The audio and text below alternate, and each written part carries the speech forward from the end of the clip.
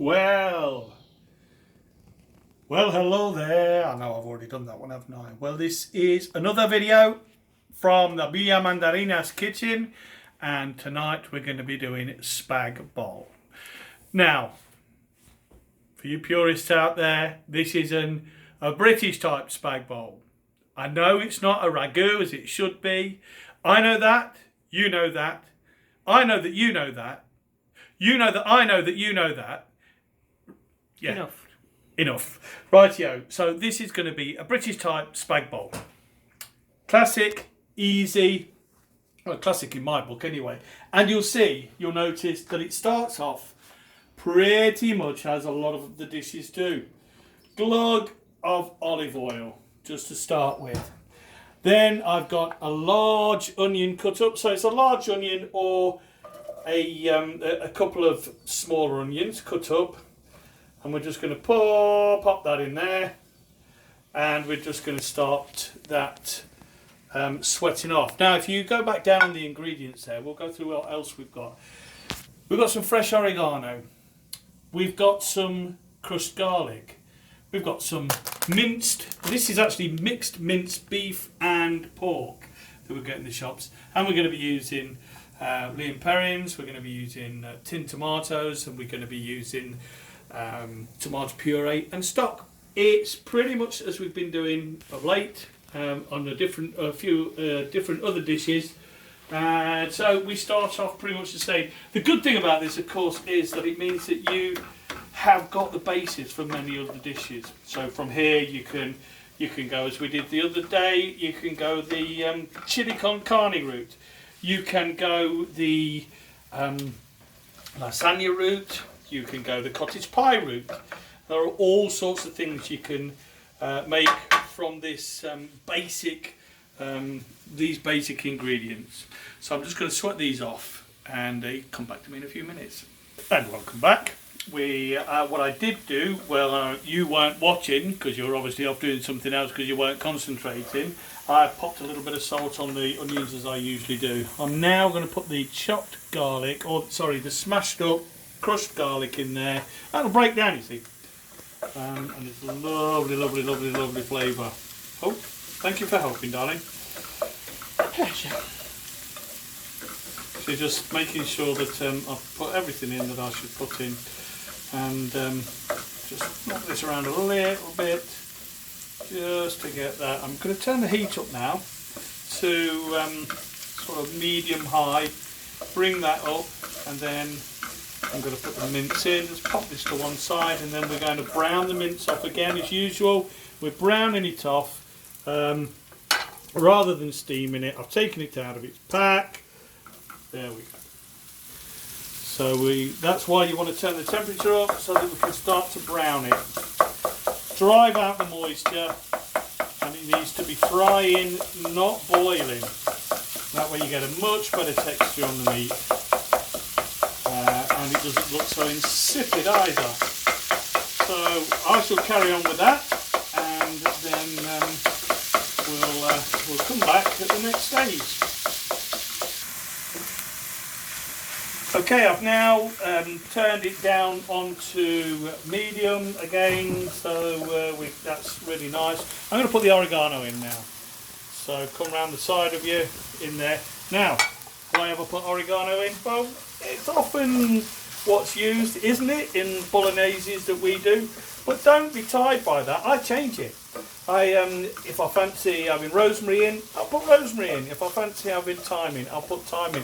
Why not? A little bit of variation. Go for it and enjoy it. So there we go. We've got that in now, and now I'm going to put the tomatoes in. I'm going to have that fight with the can again, aren't I? As I always flipping do. So, that was easier than I expected. There we go. Pop the tomatoes in.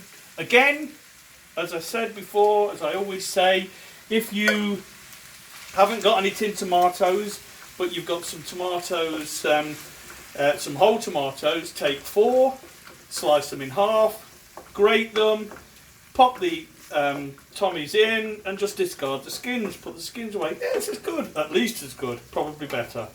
So what we're going to do is we're going to bring that up to the boil again. I'm just going to go and get a little bit more water, about an inch or so back in that can.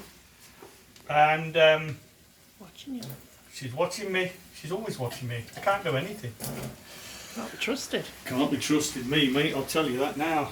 Pop that in the pan there, and we'll bring that up to the boil. I've got that up on full again now, and what I'll tell you what else I'll do while I'm doing that is I'll put a squib of tomato puree in, and then I'll put the stock cube in. There we go. What, about a tablespoon? Something like that.